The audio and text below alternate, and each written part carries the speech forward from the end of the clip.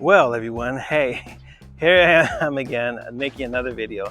For those of you who don't know who I am, my name is Edward Thomas, and 25 years ago, God called me to move to Sweden from America. Called me to leave my job as an executive chef. I used to make food for lots of people back then, movie stars and such, and to move to Sweden in order to study theology and become a priest and to do church planting and to just spread the gospel of Jesus Christ. So here I am in Central, this is called the Central Station. This is a place in Uppsala, people ride their bikes a lot, okay? So it's one of those things about Sweden where a lot of people, as you can see here, as you're moving around, you see the buses behind me. And as you see, there's like just tons of areas where people can leave their bikes. What you do is that you come to a place where it's empty, where the bike rack is empty, and you just pull it out and you put your bike there. I don't have my bike with me today because I didn't want to ride away to town. It's 10 kilometers away. And then you put your bike up here, or you slide it in, you lock it up, or you put it down here below. Yes? And here we have row upon row upon row of places where people put their bikes at because so many people ride their bike in Sweden, but especially in the larger cities like Uppsala. So if you come to Uppsala, one of the best ways to get around and one of the best ways to see the city is actually on bike, not a bus, either on bike or on foot. So it's actually pretty good if you just walk around town. There's a lot of things to see in the central part of town. And today is kind of a half. It's kind of fairly cloudy, but it's still pretty warm, pleasant. This is what summertime in Sweden is kind of like. Um, and actually at this central station, so there's the buses stop here, the buses that run in Uppsala city, the buses that take you outside the city to the countryside, as well as the commuter trains and the regular trains. So Uppsala is a train hub, kind of. A lot of trains pass by Uppsala going up north or coming from the north to the south on the way to Stockholm. So that's one good thing about living in Uppsala is that we're fairly close to Stockholm. We're fairly close to the airport, which is kind of nice. That means that we at least have a little bit lower prices on the housing here than in Stockholm, but it's still, as all of Sweden, it's expensive to live here. So anyway, but here at the Central Station, also it's a place where a lot of people hang out who are addicted to drugs and alcohol. So it's also a place for ministry. It's a place where, but people are always in a hurry. And Swedish people, they just walk past you. They just, they're not looking to have a big conversation. It's one of the reasons why street mission doesn't really work that well here in Sweden, is actually because of the fact that many people are just kind of coming to the central station, they're in a hurry. They want to get on with their business. They want to move on to the next train or bus. Everything is like really tight here on the schedule. So, you don't want to have to wait, especially if you live out in the countryside when you may have to wait 30 minutes or an hour for the next bus or anything. So you want to sort of get your connecting buses and get on, and you don't have time to stop to talk to people who you don't know. And maybe you're not even interested in what they have to say. So I still feel that one of the best ways for ministry is to just meet people, build a relationship with them. And in that relationship, as you choose to live an authentic Christian life in front of people, they see God working in your life. And God tends to use that to bring this conversation. So Swedish people will ask you about God. They'll ask you about your faith. They'll ask you why you do things a certain way or whatever, as they get to know you, as they feel comfortable talking to you. Otherwise, just, normal in Sweden, people don't normally want to talk to you when they don't know who you are and don't know anything about you. And that's just kind of what life is like here in Sweden. It's not impossible to make friends here, but it does take a little bit of time, and it takes time because people want to get to know you, and it takes time for them to feel comfortable with you, where they're willing to share life and things like that with you. Um, so, something I wanted to bring up. So, uh, Sweden is a country with a really long history, Vikings and all those kind of things. We say it's been Christian for about 1,000 years, but well, it depends on how you look at the country and it's developed. It wasn't always as big as it is now, or it was bigger before also. So, um, but we say that Christianity has been established in Sweden roughly about 1,000 years or so. Um, which you would think like, okay, well, so why should we support ministry in a place where it's just so Christian for so long? I wonder though. See, having a state church and having people to be part of a church as part of their national identity doesn't always mean that people have a personal relationship with God. They might not necessarily even know or have heard about the fact that Jesus Christ died on the cross for their sins. They may not know that God really does love them and He's there for them because there's some interaction with the church. The church may have actually, through it being part of the government, might have inoculated people to being able to hear the true gospel and to see what the Bible actually has to say. So it's not a guarantee that just because there was a state religion or a state church and there was Christian, that everybody's just automatically what we would term as a believing participant in the Christian community. So, oh, sorry. So I can turn this around so people don't want to be in the video who aren't supposed to be in the video. Um, so that's one of those things. So someone just went past, and then I would, make sure I'm not filming them without their permission, and say I'm sorry, and ursäkta mig, eller it's what you say in Swedish. So here's a Swedish lesson.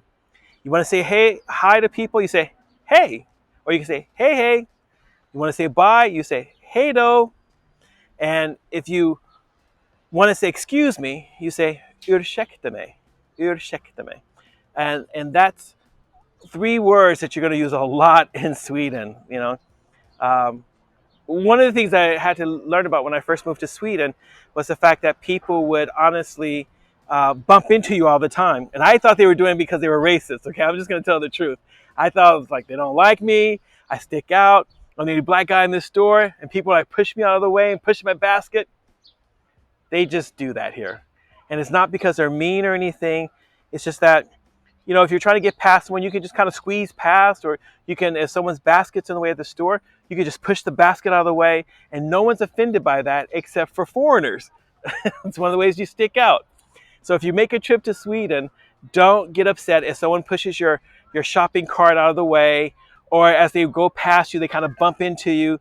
People don't say, they don't say, I'm sorry if they bump into you or anything like that. And so because I'm here, no one's coming around here because people see that I'm talking and I'm making a video and people don't want to be seen. So actually I get to stand here by myself in a very crowded place and just talk freely. Um, so it's one of those things as I moved here and moved to Sweden and knew that I was going to be involved in ministry. I knew that God had called me to Sweden. I knew there was a lot of things that God wanted me to do, that I had to also learn the culture. And I cannot emphasize this enough, how coming here with my American perspective on things made a lot of things really awkward in the beginning, that became understandable as I got to know and be integrated into the culture here. So just a shopping cart thing, lots of funny things have happened around shopping carts since I moved to Sweden. But now it's all good. I go shopping and people bump me and bump my stuff, and I don't get upset anymore. I don't go like, okay, we're gonna fight. Nothing like that. I understand. I push people's stuff out of the way too. I'm just like a Swede here. Uh, but the opportunity to make friends here. So one of my friends is going to be ordained this next weekend, and we were talking about it, and he's also his parents come from Eritrea, so from Africa, and we were talking. He's asking me about what it's like to be a black person and a priest. Um, the majority of people so I'm often the only black person wherever I'm at. At work, I'm pretty much the only black person who's working there. I might have been the only black person they've ever hired there. And then being a priest in the Church of Sweden as a black person means that I stick out wherever I'm at. I can't rob a bank in Uppsala because everyone just say, that's the black guy, that black priest. I'm the only one. The police would come directly to my house because I'm the only one. And there was a couple of years ago, a guy, he got ordained, and we were two. Woohoo! Then he moved to a different diocese. And then, so now my friend, and actually during the summer, him and I will actually be in the same parish. I'll just be there helping out. I got a couple of days work there. I'm still unemployed right now, trying to figure out how to get some summer work going. But because of COVID and everything, people aren't really baptizing their children. They're not planning a lot of weddings. So a lot of parishes don't really need the extra help right now. So I've miscalculated on that. But I'm still believing that God's going to take care of us and that people are going to support our ministry and that, it'll, in the long run, it'll all work out and everything. But back to this whole idea about being the only one. And I was explaining to him that, as a person of color, as a black person who is working in a very, I don't know how to describe, but in a very white environment. Um, the Church of Sweden, for the most part, caters to the white middle class of Sweden. That's the majority of the people who come to church, the majority of the people who work in the church, all come from this one little part of the social strata here, and so you're always sticking out. And I always notice, like, I mean, I'm accepted and everything, and I don't feel like people hate me or anything, but I'm always looking at things from a different perspective, and you know, and sometimes people remind me, well, Ed, in Sweden we do things like this, or in Sweden that just wouldn't work, or you know, wow, I don't know, we've never done that before. Those kind of things happen or are talked about.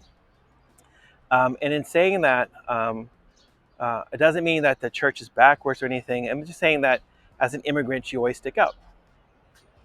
Put this up here, rest my arm a little bit. Well, I'm not.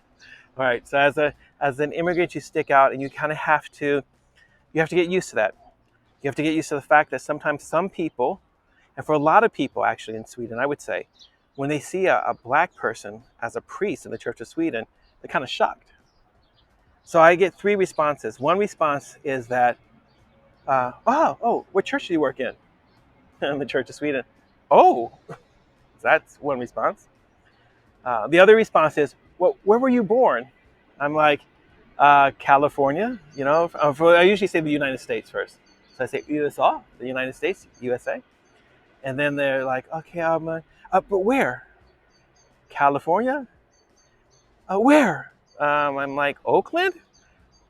What they're asking is that, when did I come to the States? When did I immigrate to the States? Because for some strange reason, a lot of white people in Sweden seem to think that black people just immigrated to the States recently. And they don't seem to understand that slavery, some of us have our roots there in America since the 1600s, or maybe even earlier. And if you're looking at like South American, Caribbean, slavery has been going on for a long time. The Europeans have been kidnapping or taking Africans and taking them to the New World to make them into slaves. And so that's one of the things that you have to deal with in Sweden. I mean, I never had anyone question my American citizenship until I moved to Sweden, because people are constantly saying, well, what country? Or the next question would be, so where do your parents come from? I'm like, Louisiana, Arkansas. And they're just like confounded that I was born in America. I am as American as any other person in America. And that I didn't somehow immigrate from Africa to America. Um, and I'm like, so, and we both share stories about how, like, because there hasn't been a lot of immigration of people to Sweden from non-European, non-white countries. And it hasn't happened it's just really recent in Swedish history. So you have a 1,000-year history, and maybe, after the Second World War, people started, a lot of other different kinds of groups are immigrating, but probably I would say since the 80s, maybe 90s, that we've had like non-white European immigration in large numbers to Sweden. And so people are looking, my friend explained to me that people are looking from that perspective. But it does irritate me, okay? I'm just going to tell you the truth. Because I feel like I'm American. I speak with a really thick American accent when I speak Swedish. And so I would think, like, as much fun as they make about the American accent here, and comedians and TV shows and stuff, so you would think that when they hear that, they would automatically think like American or British, but then have that And so for people to question that, it's not a problem. But when I tell them I'm from America, I'm American, and to have that question, that bugs me. I have to just admit that really does bug me because, and it kind of has to do with the way that we use the word Swedish. So I have a Swedish citizenship, and if I'm standing in a group of people, and my friend who was born in Sweden, he's also dark skinned, but he was born in Sweden. He's not American, he's not British, and another friend of ours is a white person who's from another country, and someone says, "Oh, give this paper to the Swede." Most people would automatically take the paper and give it to the white person. That's See what I'm saying? Even though the actual Swede among us would be my dark-skinned friend who was actually born in Sweden and speaks perfect Swedish. So I think that when people think of the word American, I think that in their minds, I think that in the minds of most Swedish people, the word American is associated with white Americans. That's just what I think. And so maybe for a lot of people, it surprises them that black people consider themselves American or Asians or I don't know. I haven't really got an answer for this, but I want to share this because I had to find a way to work through that. I had to find that the love of Christ can help me to work through some of these weird things, or weird from my perspective, that I didn't have to deal with in America. So the racism that I've had to deal with in America is different in many ways than the racism that I've had to deal with here in Sweden. Um, and I had to sort of, I can't let it bother me. I can't let it bother me so much that it makes me not love people or not want to treat people well or give them the benefit of the doubt. I mean, maybe some of you guys would think that's wrong of me to do that. Maybe I should be more radical, in your face, you know. That's just not how God has created me. He has created me to be a person of peace. I'm not a wimp. I'm not going to let people walk over me. I'm not going to let people mistreat me or anything like that. But at the same time, I'm looking for opportunities to create peace and bridges. And there's a fine line. There are times when I have to stand up for other people's rights who are not treated well here, who don't personally affect me, but I still feel it's wrong because I believe that God has created every person in his image. And every person becomes an image bearer of what is called the Imago Dei, which is the image of God. And I don't think that any one group of people have more of an advantage than the other. Everyone needs Jesus, and everyone needs to experience God's love through the sacrifice of Jesus on the cross. But I still want to share that because I don't want people coming to Sweden and thinking somehow that this is just a perfect place, and here there are no problems at all. That's not true. We have problems that we have to deal with, and there are things that we really need the love of God in this society to affect change and transformation in people's lives. So that's that. That's today's video. I hope that now it's getting windier and it's getting grayer. I hope that um, that that you can understand what I mean, and if you don't, ask questions. I'll make follow up. If you guys ask a lot of questions, I'll just make more follow up videos about the questions. This Sunday will be a new episode of Fika for Life, where we're talking about the do's and don'ts of dating. It's actually kind of funny. It's just weird. It's our weird take on it. Um, so I'll give you guys a clue when that comes up, so you guys can watch those if you want to. Um, Thank you very much for watching the videos today and every single day, and sharing this with your friends. Thank you um, for pressing the subscribe button, the like button, uh, pushing on that little bell so you know when it's a new video that's coming out. Thank you for praying for us, and for those of you who have started to reach out and say, "Hey, listen, you know what? I can support you with. Here's something I can support you with." All right. So we're looking for people to be long-term prayer and financial partners with us, so that we can keep moving on in this church plant called Cross Culture Christian Fellowship. We just refer to it as CC, or Cross Culture. All right, everyone. Well, be blessed. Have a great day. I'm going to go home and make some food for my wife. We're going to sit down and eat some bao, steamed bao with some marinated chicken thighs that really tasty, and a crunchy salad. So anyway, you guys don't need to know that, do you? All right. So be blessed. Let God use your life to bless other people. And may he fill you with whatever you're going through. If you're going through things where you feel like people aren't being fair to you, and you feel like that anger and frustration just makes you want to just lash out, ask that God will fill you with the love of Christ to such an overflowing level that it not just balances out the frustration, but that it supersedes the frustration, and that you'll be more affected by the love of Christ than by the frustration that you feel. All right? Thank you, everyone, for watching.